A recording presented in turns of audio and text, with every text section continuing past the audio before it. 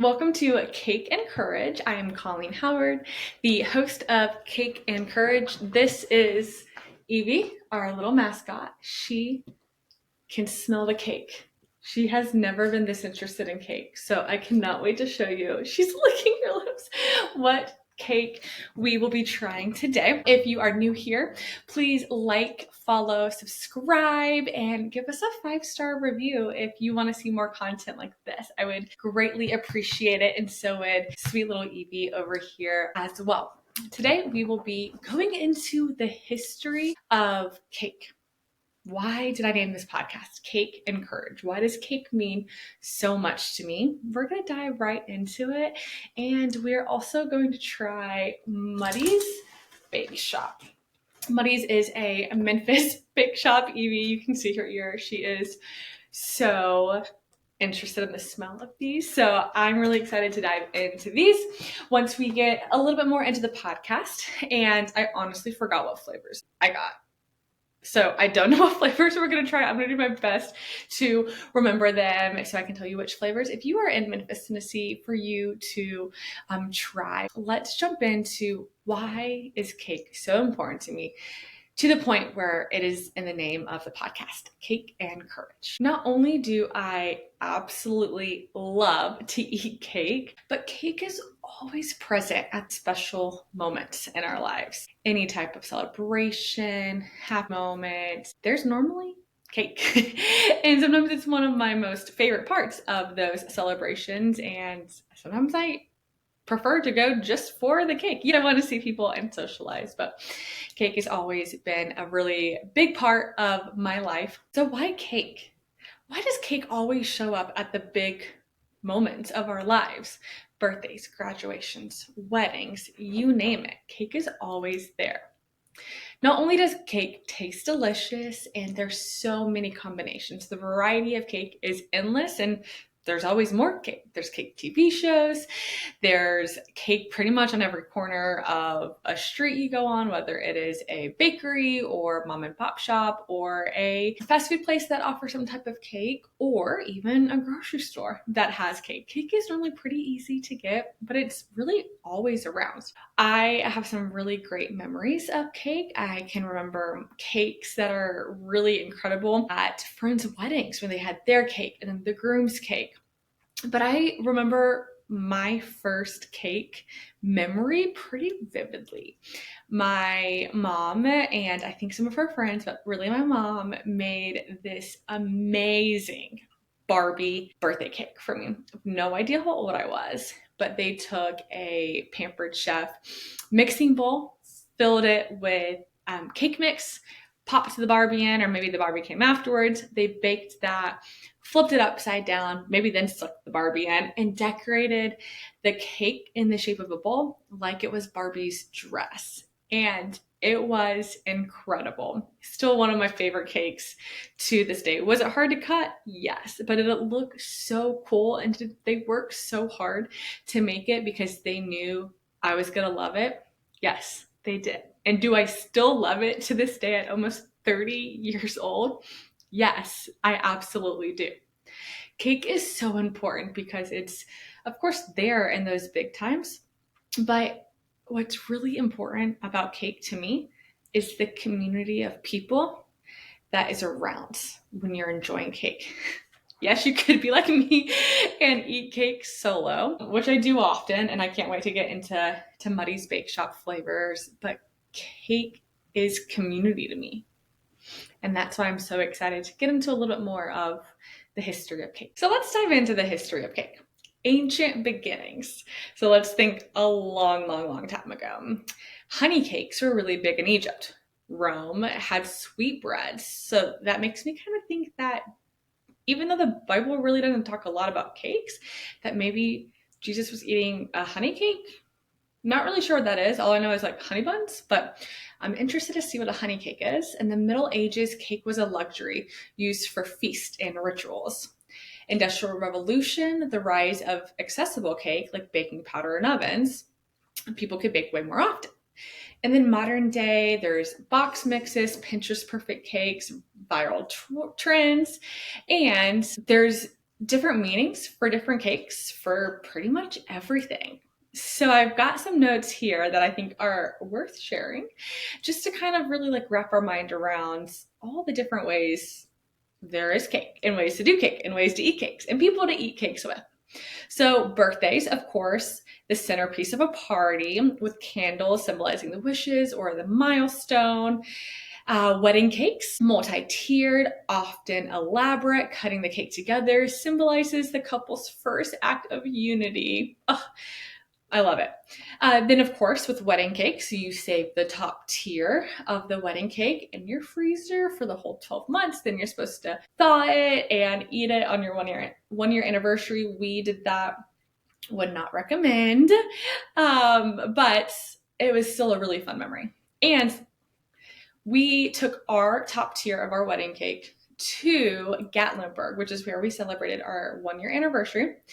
And we were in a Holiday Inn hotel right in like the Gatlinburg area. I insisted that we ask somebody at the hotel breakfast to take pictures of us as we cut into this cake and try it after a year on our anniversary day, because we'd be driving the rest of the day and we were going to get back late.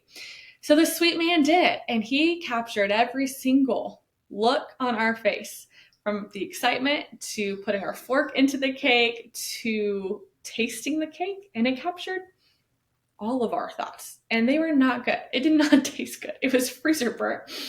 Everyone in this hotel lobby was watching us, and then we offered them a slice since we only took like 2 forks, and they all declined because they saw our reactions of how horrible our wedding cake a year later tasted. Wedding cake day of, fabulous, amazing. It was just so good. A year later, not that great. And there's holiday cakes. There's Christmas, fruit cake, which we will try at some point in this podcast series. I have never tried fruitcake, but that doesn't mean I'm not going to. I will muster up the courage to try fruitcake at some point. And then something else I don't think I've tried, at least not recently, is Mardi Gras king cake, which is big in the US South and France. Then we've got some other ones. Now, these are pretty new to me. I found them in the research of this, but bear with me if I mispronounce some of the names. But there's an Eastern Orthodox and Greek Christian tradition of a New Year's cake with a coin hidden inside for good luck and blessings. Have you guys ever been to a baby shower where they cut a cake and there's like a little baby inside? Is that baby showers? I think it's baby showers. That's always really fun. China has moon cakes, round pastries, not cakes in a Western sense. They're exchanged during the Mid-Autumn Festival to honor ancestors and to celebrate union. In Japan, they have a castella cake, which I might be pronouncing that wrong, introduced by Portuguese missionaries in the 1500s, now a beloved Japanese sponge cake. Japan also has the shortcake, strawberry cake, a modern Christmas tradition in Japan, often associated with family gatherings and gifts. Caribbean has black cake or rum cake, which is a dense, rich chocolate cake soaked in rum, served at weddings and holidays, often prepared weeks in advance with families interested in how it could be weeks in advance. And then there is Russia and Eastern Europe that has the kulik. And I could be pronouncing that wrong. But the kulik is a tall, decorated Easter cake symbolizing resurrection and joy, shared among family and friends. So many cultures use something as simple as cake to gather people and to celebrate.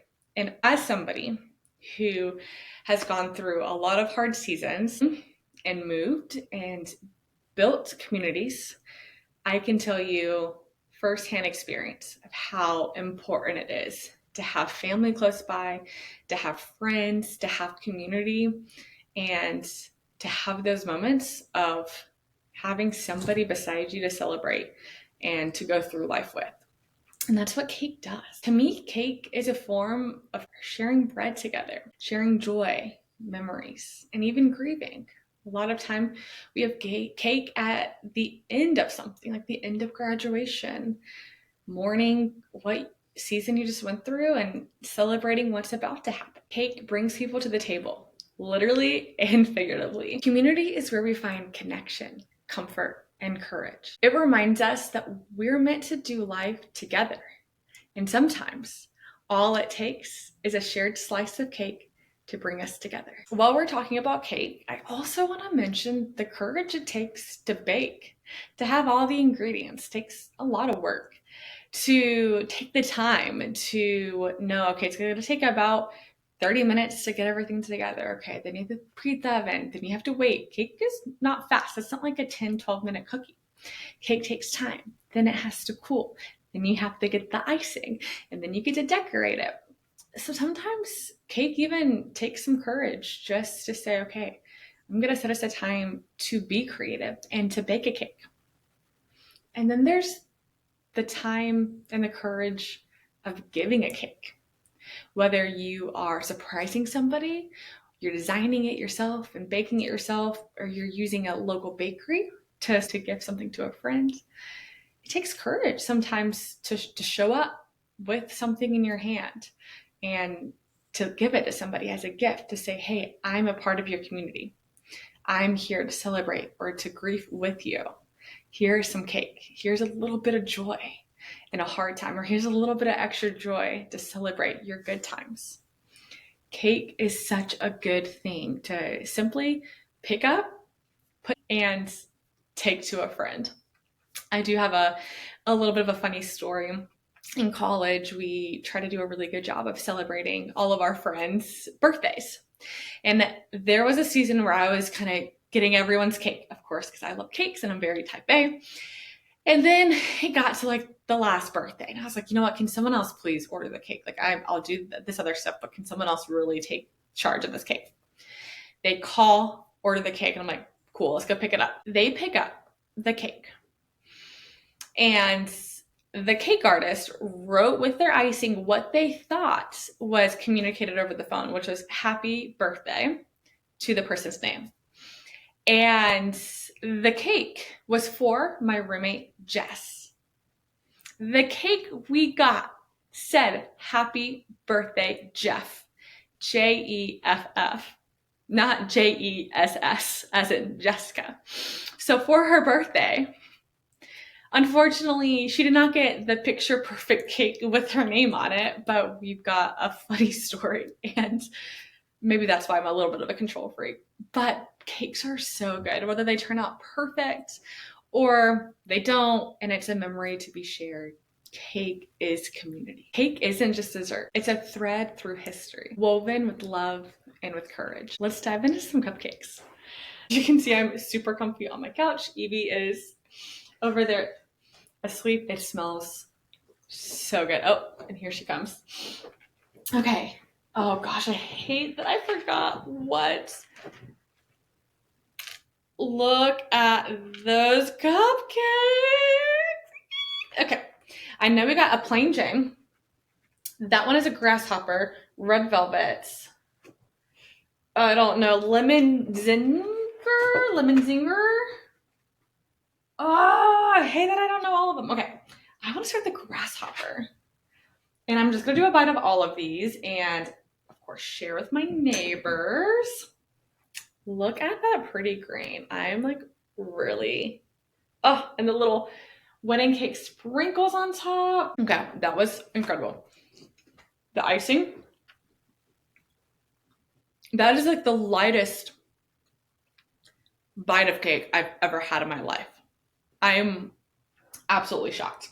So that is grasshopper, and it is a mint buttercream with a chocolate cake base, and it's like the perfect amount of mint. Like, I thought it was gonna be like toothpastey, but like it really is perfect.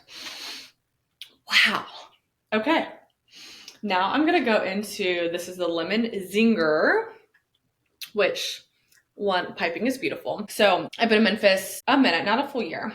And this cake shop is really close by, and a really close friend lives right across the street in an apartment complex. And it's a pretty big building. They do cooking classes. I never thought it was as cool as it was in there. But let's just say I was in there, and there was about 15 people by the time I left on a Wednesday. So it's definitely a busy place. I did not realize how much of an operation it was, but now I can see why. My first bite. Okay, lemon zinger. Evie's coming for the crumbs.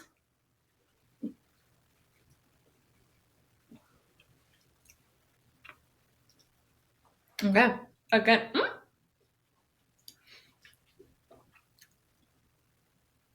Again, not overpowering lemon, but a really good, just simple lemon taste.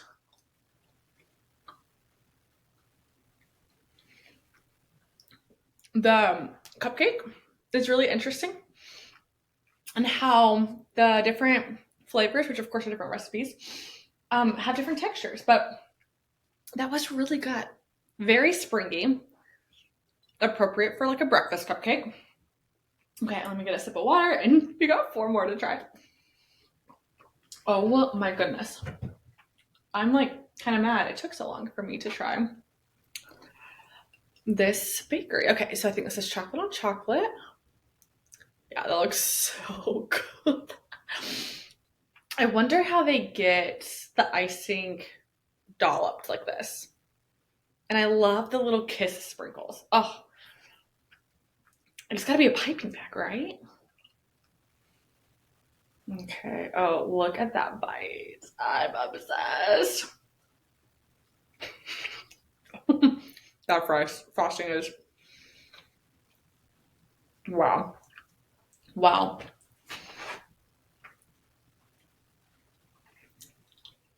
Okay, it's very, very plain chocolate, which this is the plain Jane. I'm pretty sure that was chocolate on chocolate. The buttercream was really good. And I think this is going to be about the same. Plain Jane, which, oh, sprinkle down, which, you know, I love a plain Jane. I would call myself plain Jane. But we're about to dive in. Gosh, I'm spoiling my dinner, and it's going to be worth it.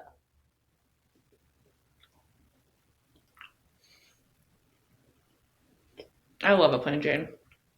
Wow. I've tried a lot of plain Janes, just vanilla on vanilla. In this podcast series, this one might be one of my favorites. I don't know why. Like it's plain Jane, but it's not boring.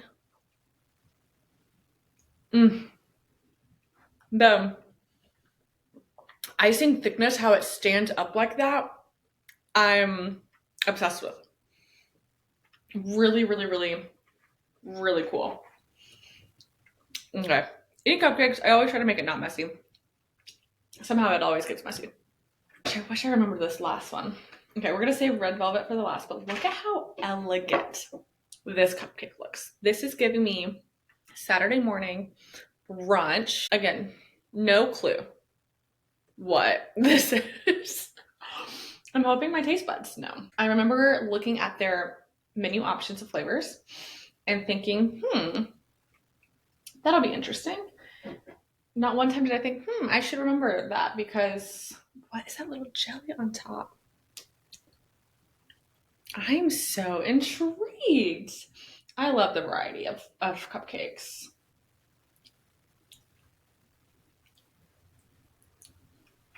Okay, interesting. Very interesting. Gosh. Let's see how it goes. Look at that. It's so pretty.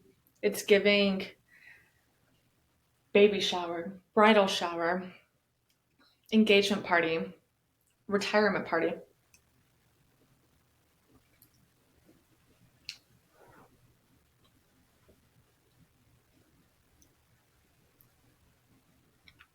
Okay. It's delicious. Wow. Okay, it looks like the bottom.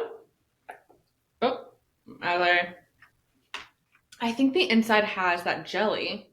Let me kind of get more in there. Oh, it does. Look at that little surprise on the inside.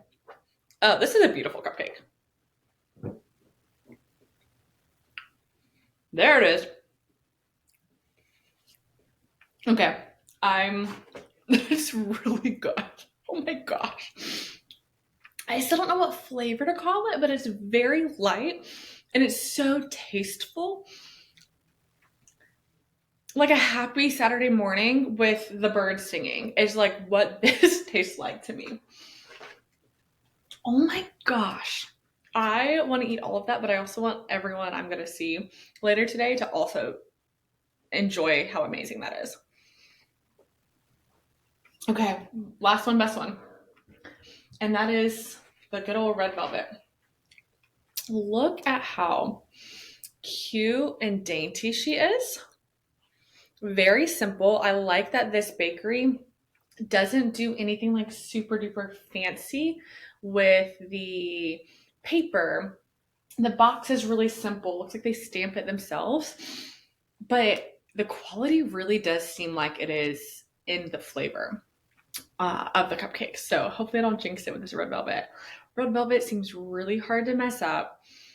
Red velvet does not stand out for me as like a standout flavor, but I think all the ones we've tried in the series have been really consistent. So I don't expect it to be too good or bad, but let's see. Okay, it's a little crumbly. That's gonna be my bite.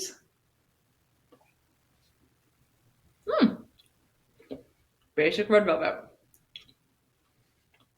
Okay. The cake is pretty dense. Let me get more of that. I'll show you, kind of see how dense but moist it is. Mm-hmm.